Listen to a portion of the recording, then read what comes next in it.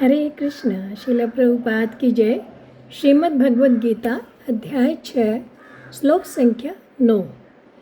श्रुहिन्मित्रार्युदासीन मध्यस्थद्वेष बन्धुषु साधुष्वपि च पापेषु समबुद्धिर्विशिष्यते।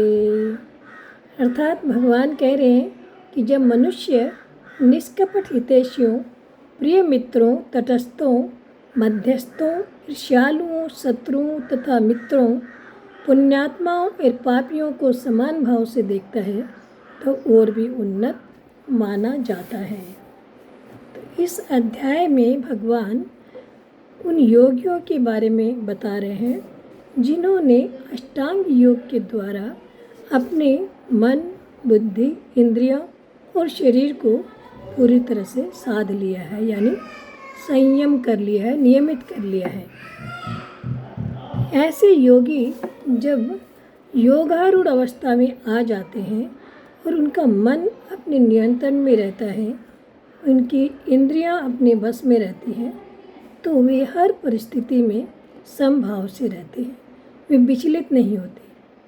ऐसा नहीं होता कि सुख आया तो बड़े हर्षित हो गए और दुख आया तो दुखी हो गए या विचलित हो गए। हर परिस्थिति में वो भगवान का विधान मानकर हमेशा समता में स्थित रहते हैं। समाधि की स्थिति में हमेशा रहते हैं। स्थिर मन वाला व्यक्ति ही समाधि की स्थिति में रह सकता है। तो पिछले श्लोक में हमने देखा ऐसा व्यक्ति कंकड़, पत्थर या सोने में भी कोई फर्क नहीं देखता। साथ ही साथ अभी श्लोक में यहाँ बता रहे हैं भगवान कि ऐसा व्यक्ति निष्कपट हृदय वाला होता है। स्वभाव से ही वो स्नेहपूर्ण वाला व्यक्ति होता है। और वो चाहे शत्रु हो, चाहे मित्र हो, चाहे कोई बीच का व्यक्ति हो, शत्रु भी नहीं, मित्र भी नहीं, ऐसे ही कोई परिचित व्यक्ति हो, और कोई ईर्ष्यालु हो, चाहे कोई प्रेमी हो, कोई साधु हो, चाहे कोई पापी हो, इन सबको भी वो समान भाव से देखता है। वो परमात्मा का जो अंश है, अपने आत्मस्वरूप का उसे ज्ञान हो जाता है और उन्हीं परमात्मा को वो सबके हृदय में दर्शन करता है।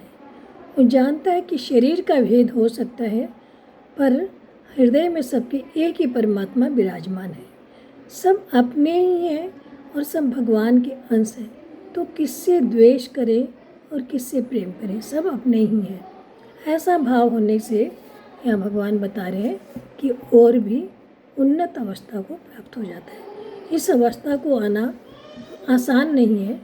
बहुत सारी प्रयासों का के फलस्वरूप व्यक्ति इस स्थिति का आता है, और जब ऐसी स्थिति आ जाती है तो भगवान बता रहे कि और भी उन्नत अवस्था उसकी हो जाती है, यानी उसका अष्टांग योग पूरी तरह से सिद्ध होने लग जाता है। हरे कृष्ण।